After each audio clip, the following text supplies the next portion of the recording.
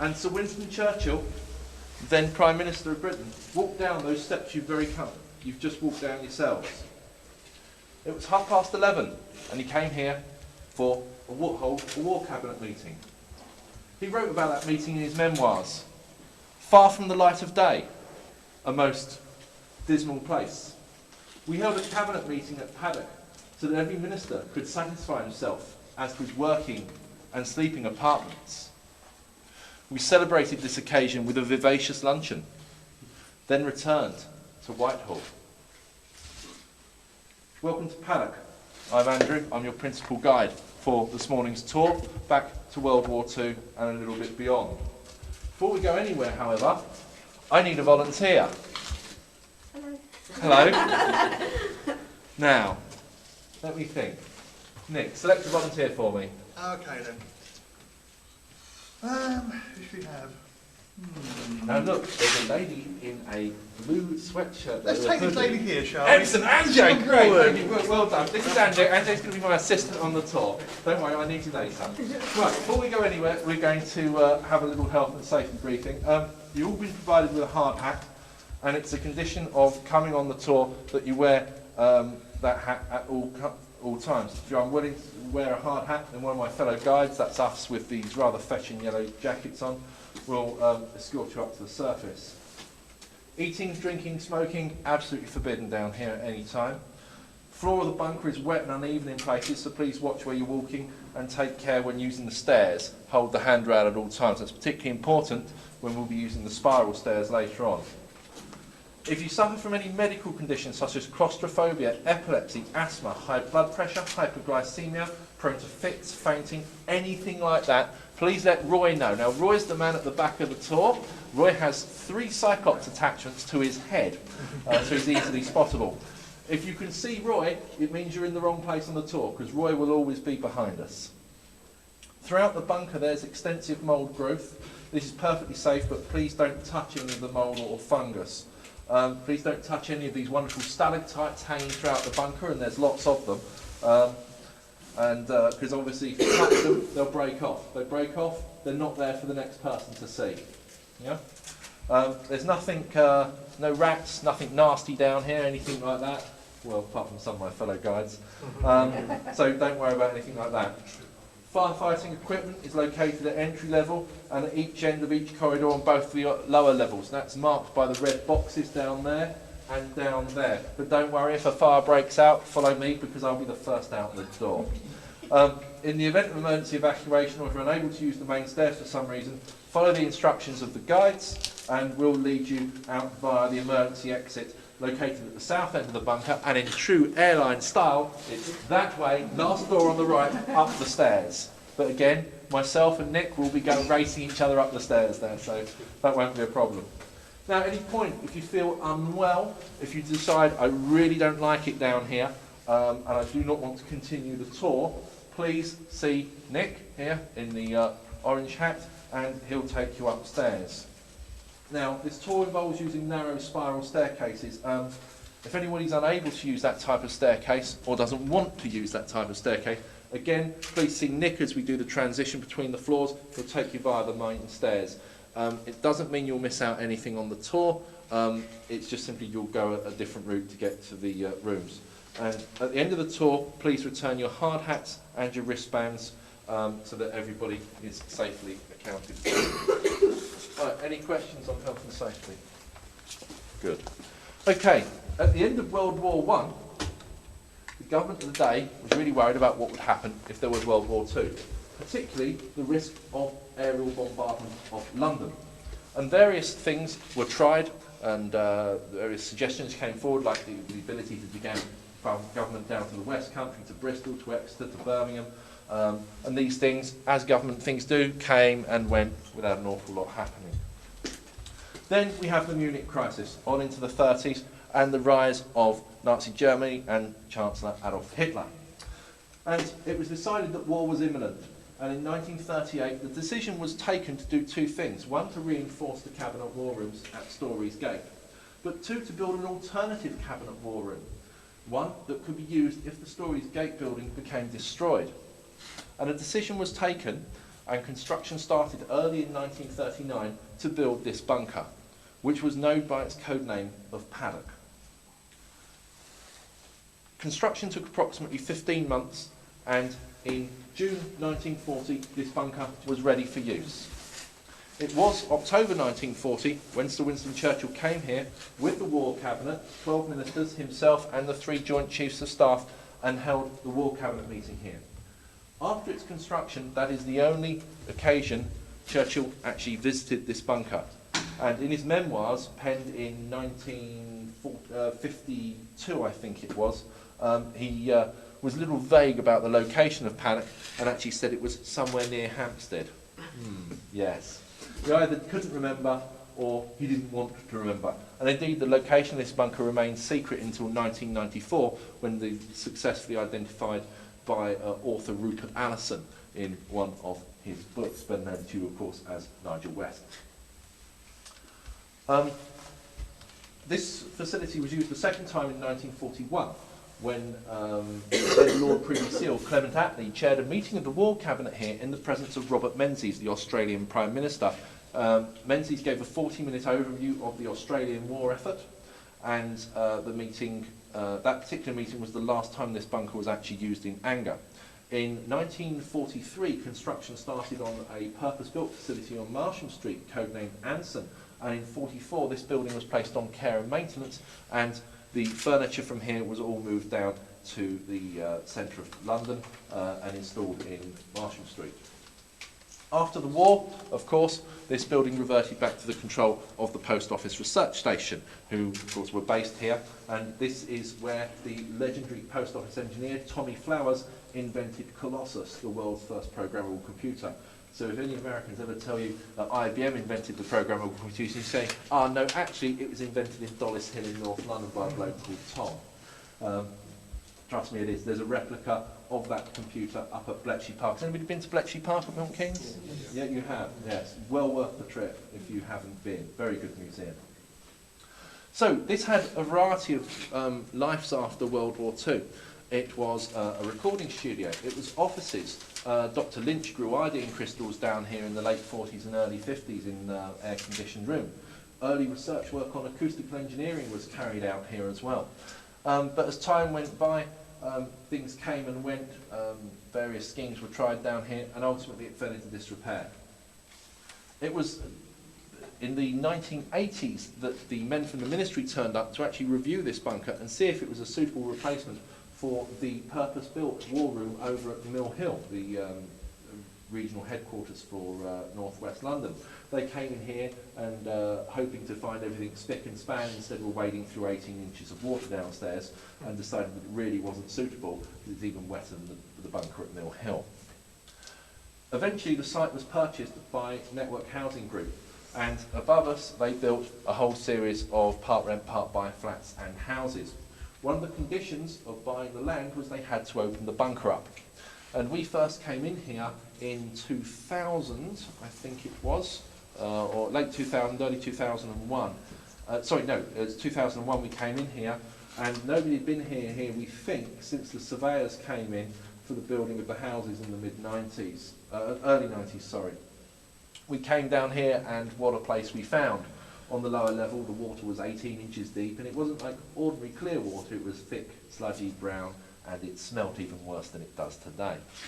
So we came round, had a full explore in here, and the decision was taken by Network that we have to open up the bunker, as they pumped the water out, installed electric lighting, and here we are today, somewhat 6 years since the first opening, which attracted national TV crews and everything down here, and we're working away, giving tours to the public like yourselves. Everything you see today is original. Absolutely nothing is restored, nor will it be restored for the time being. We like it just the way it is. We're going to have a walk round. We'll take you to all the interesting places. We'll have a look at the map room. You'll be able to see the standby generator. We'll even go to the Cabinet War Room where Churchill himself held that meeting on October 3rd, 1940. But the first thing we're going to do is we're going to say to Roy, you'll be last man standing, and we're going this way, and we'll have a look at the air conditioning. The air conditioning room. And we have two massive air conditioning units at the labelled number 1 and number 2. And somebody was quite original in their thinking there. Now, you can see all this wonderful ductwork and everything else, and the purpose of those units was to actually cool the air, so they'd actually be pumping nice, cool air around the bunker. The problem down here isn't heating the space. The problem is keeping it cool. The temperature in this bunker never varies by more than about a degree between winter and summer. But obviously, if you've got 150 people down here working away in an old-fashioned telephone exchange, which I'll show you later, would have been humming and producing a lot of heat, it's going to get very hot. And you've got to cool that heat. So this would have been the room that actually did it. Now what happens, of course, when you're under air raid here? Well, no bombs actually fell on this site, but you do have the facility to shut down the ducting system just to circulate the air internally. And we have these wonderful baffles everywhere. Now the purpose of that baffle was to be slid into the duct and actually provide a close seal and stop any blast wave that entered the vents upstairs, comes shooting down the ducting and blowing the equipment apart or blowing up part of the bunker, whatever. Very traditional design, very well executed here, and throughout the bunker you'll see these baffle and diverter switches here, which basically for routing the air around or for shutting the duct off completely.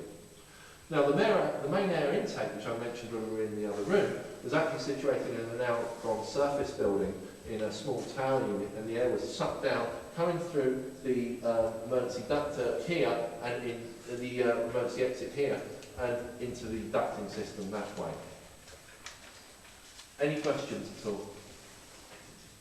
Not asking many questions on this one. But now I need my helper. There are many things you can do for me. However, what I'd like to do now, Roy, where's Roy? Roy, could we have a go at starting the generator? Try a bit earlier, the diesel tank's full. Should go. Okay, have you got the batteries on? You're on charge. Marvellous. What we'll do, we're going to go downstairs to the generator room. What I'm going to ask is, if Nick and stuff, can you go down first for me, and then I'll come down, and then if you follow us down. Now, this is the spiral staircase point. Now, is there anybody who doesn't want to use the spiral stairs? You don't have a lift. No, certainly not. Do you not want to use the spiral stairs? You're fine, okay. Great.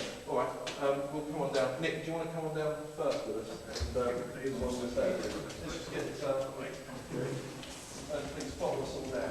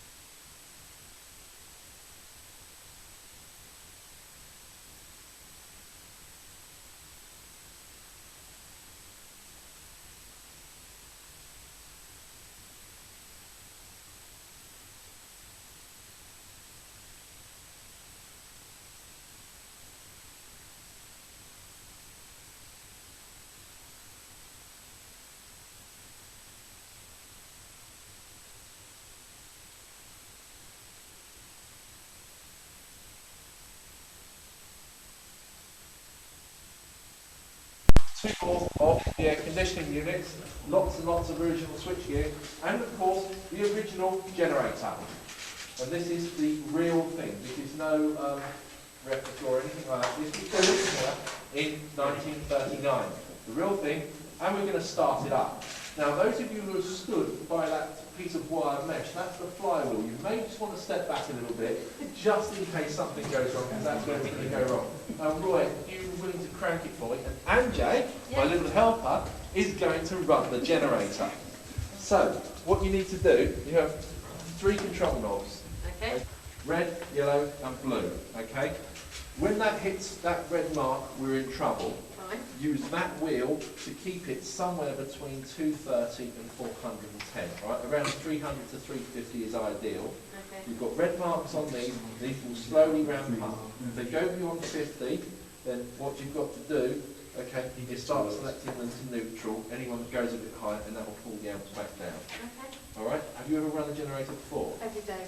Every day. That's really good. Okay.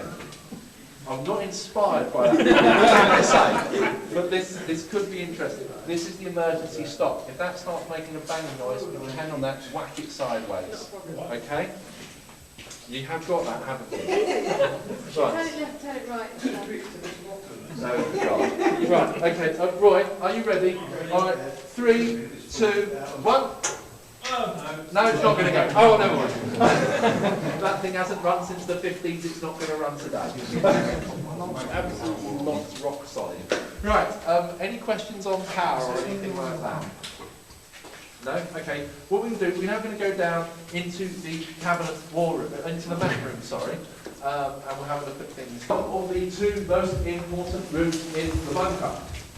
All the way along these walls and the end wall would have been maps, and it started over there, out with the coast of Norway, across the North Sea, the English Channel, all the way along the coast of France, and out into the Atlantic.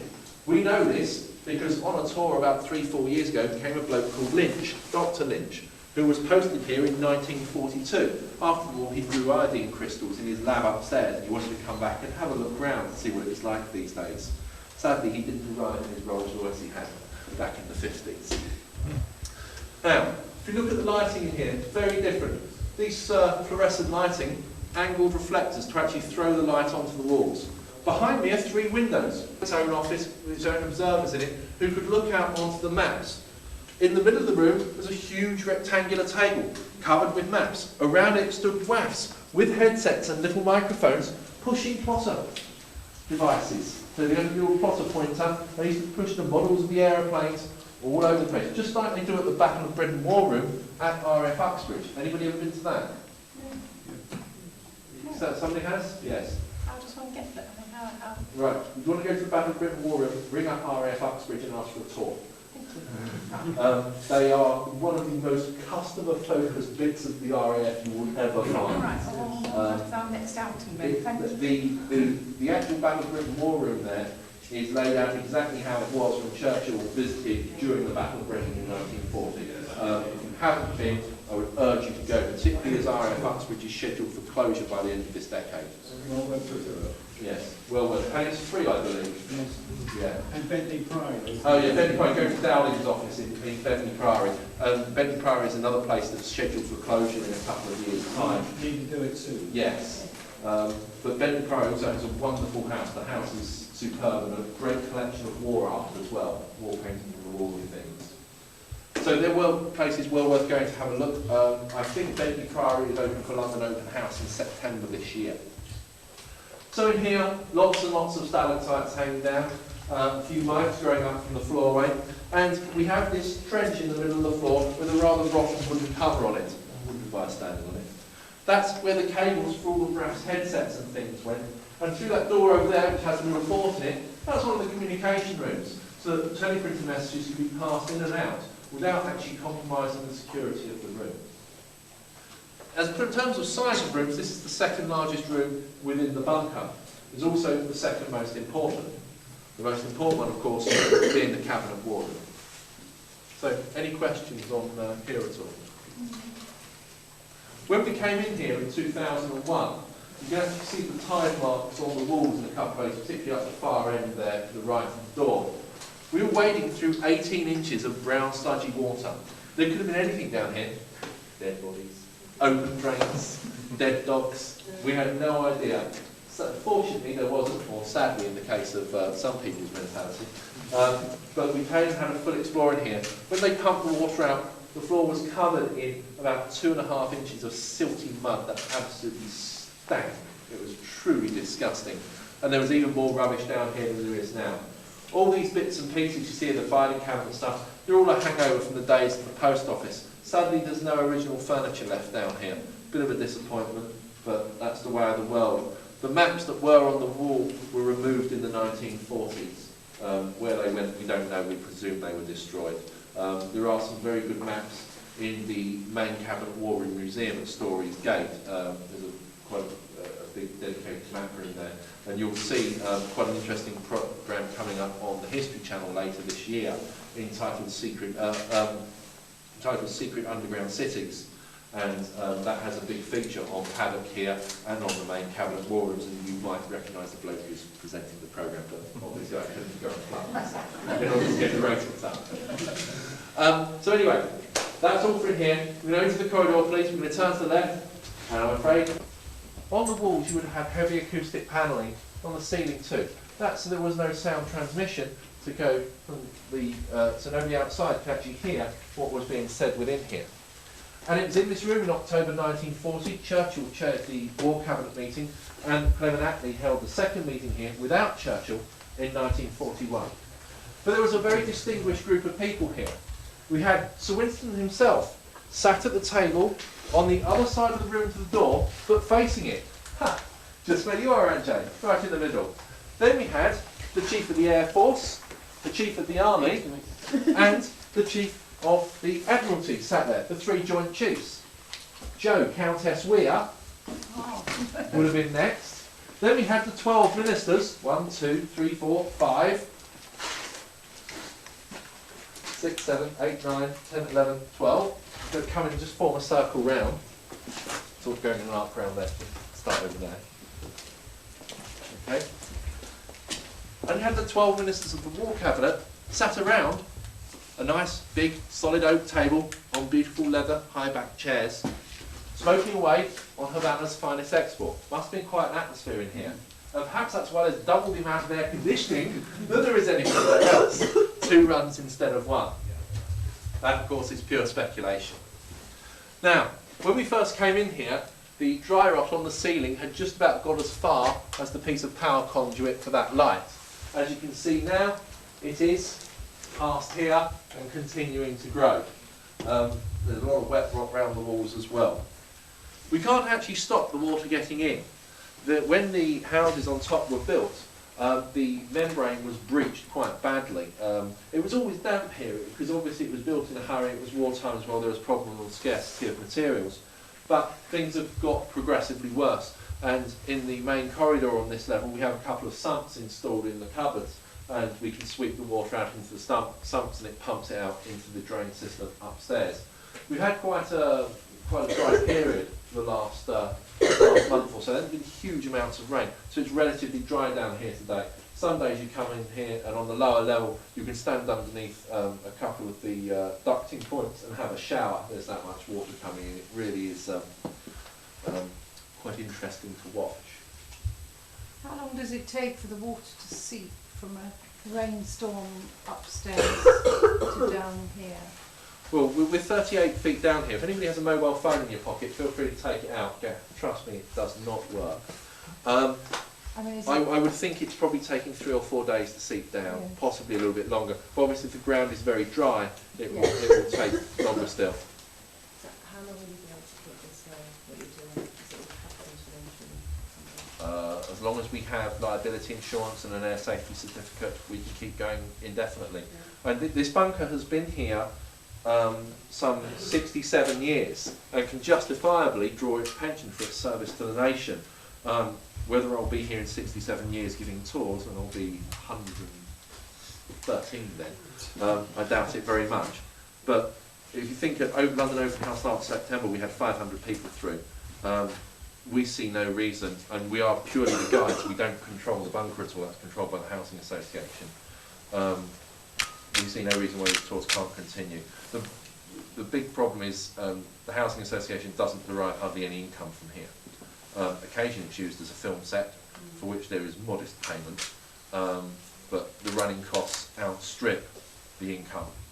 Whilst that's under control, it's fine, but to give you some idea, it probably costs something in the region of 5,000 quid to get this bunker open, twice a year, which is a lot of money. Yeah, but you know, it's, the housing association feel it's worth it. They get very good PR out of it. Obviously, we get press coverage as well, and all the guys are volunteers. We've all taken the day off work. We get paid nothing, nor would we really want to get paid, because we enjoy doing this. We spend more time underground than we do on the surface. Any more questions? What's been filmed down there? We've had Cities of the Underworld for the History Channel. There's been a couple of short films. Roy, what They else? filmed an episode of The Bill. down Yeah, we here had the as bill well. down here. Can't think of anything else that anyone I'd recognise. Lots of historical programmes. Yeah, lots of historical work. We had, The American one, didn't yeah, we? Discovery Channel, wasn't it? Oh, God. Bunkers Bury History, Discovery Channel. They were down here. I won't tell you who presented that one.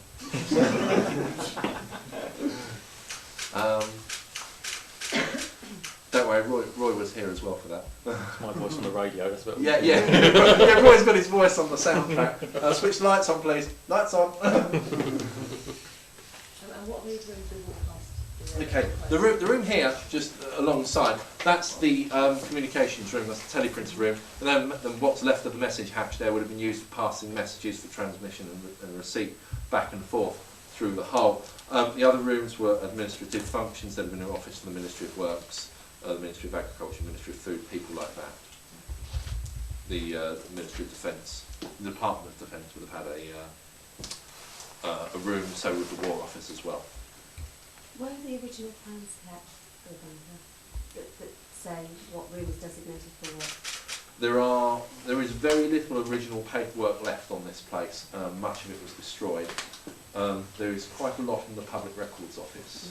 It's where most of it is. But there are some rooms we do not know the function of. But because we've had a number of people, we've had a few people who worked here in the 40s, including people like Dr. Lynch, who actually tell us what the function of some of the rooms were. Some of it is guesswork, but we think we know which room was Churchill's bedroom.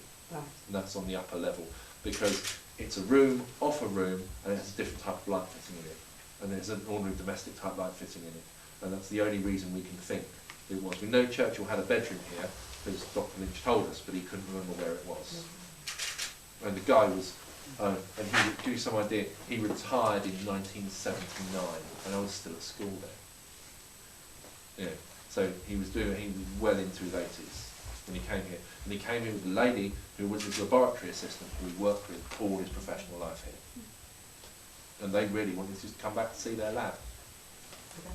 Yeah. So after they'd been on the tour, he went back and he stood in his old laboratory and told us all about how he used to grow crystals in here. And, oh yes, I had all my flasks and my Bunsen burners along this wall. Fascinating guy. Now what we're going to do, we need to keep moving because there's another group waiting for now. And your level was completely bomb-proof, as indeed is this level. Designed to withstand a direct hit from a 500-pound German bomb, which is the largest bomb they had in 1939. That bomb could have... This is the telecommunications room, although it's been a few other things as well, including a recording studio. And here we have what's left of the original 1939 telecoms rank. I'm going to ask you to split into two groups and come either side, please. And it's really useful, this, because it tells us where things go. 100 pairs to main distribution frame in the sub-basement. Tie cable to PMBX number 1. That was the main output block to the telephone exchange. And in here would have been a couple of rows of dolly pegboards with rafts sitting at them again, actually plugging the phone calls through. ZT, BSB, ZDHTS. Where did those lines go to? Did they go to Six Alley, underneath Selfridge's building, the secure telecommunications link to the Americans? Did it go to another building somewhere else? Did it go down to the main cabinet war rooms? We don't know, sadly. We wish we did, believe me. Now, This is really the only major artefact in here, unfortunately, and we're chuffed it's here because it's a very interesting piece of engineering. The cables themselves were vented from the room over there, and would have come along these hangers and been wired directly across down onto the frame. So if I just squeeze myself through things, chaps. Toilets. Who said toilets? Yeah. Ah, excellent. And Jack. You have turned out to be a real star of this tour. Indeed, this bunker was built without toilets. The toilets were in the surface building. So, in a huge design error, had this bunker been locked down during a raid or whatever, the sanitation, even for our illustrious wartime leader himself, would have been a fire bucket. Anyway, what we're going to do, we come through to this room on the right now. I need my glasses on. And Jacob, what was this room used for? Sleeping. You're meant to say mortuary. Try it again. What was this room used for? No, you're wrong. Any other guesses on what this room was? Showers. Good guess, but wrong. Food store? Food store. Another good guess, but wrong. It was actually used as a store for beer when there was a bar down here. Nobody going to guess it? Interrogation room. Interrogation room. Ah, I wonder how you knew that, Roy, but you're wrong. Okay, this was actually the battery room. Now, on each side of the wall, exactly where you're standing, were huge metal racks, and there's a bit left of them here. On these racks sat huge lead-acid cells, and the purpose of those batteries were, if the mains power had gone, before the generator could be started, you had to keep the lights on and the telephone exchange running. So the batteries would have powered the bunker, and there was probably enough power here to run the bunker for about 12 to 24 hours if you just sort of stripped off the non-essential loads and things. No air conditioning because a gassy battery gives off a smell that's like very bad rotten eggs, and you don't want that getting out into the rest of the building. So just a couple of little vents, one up there and another one further up there. The light fittings are different, different function in here obviously, and the tile floor suitable for swamping up the acid when the batteries all burst over or if one of them shattered, because of course they would have been glass in those days. Any questions at all? No? Not any questions on this group? Right, what we're going to do, we're going to go into the corridor, and we've seen where the wall cabinet would have met. We've learned that they never had any toilets, and we've even seen the air conditioning plant that they would have made, meant they'd been able to breathe down here. This was the kitchen. A couple of very old-fashioned butler sinks. There's been no water down here for years. Some of the best stalactites in the bunker, both here and behind you, joining up with the shelf up there. This kitchen was never designed to do full-blown three-course gourmet dinners and all the rest of it. It was really for a cup of tea and a snack, and there's a serving hatch there into the corridor where you could have got whatever you would have wanted. On site, of course, being the home of the Post Office Research Station, there was a fairly substantial canteen here, and Dr. Lynch assures me that the food in that day was rather good. So what for the future of this bunker? Well, having drawn its pension, as I said earlier, at the age of 67, I think it's served the nation well. We hope to continue running tours here for, well, really the foreseeable future. We see no reason why that can't actually happen. That concludes today's tour. I do hope you've enjoyed your look round into a little bit of 1940s Britain and to one of the most historically significant but more or less completely forgotten buildings within the London area. And what we'll do, we'll go back up the stairs now. I'll do questions on the surface because there's another group waiting to come in with the next tour guide. But on behalf of Network Housing and Subterranea Britannica, thank you very much for coming along. If anybody would like a membership leaflet, we do have them upstairs and we're taking membership subscriptions here. It's £17 for a year, which includes magazines and access to our closed mail list. And all the guides here you saw are tomorrow morning all getting on flights with Ryanair and EasyJet, and we're off to Berlin for the weekend doing some underground exploration. So there is quite an active programme of events if any of you would like to join us. So thank you very much for joining us all here. We'll take our way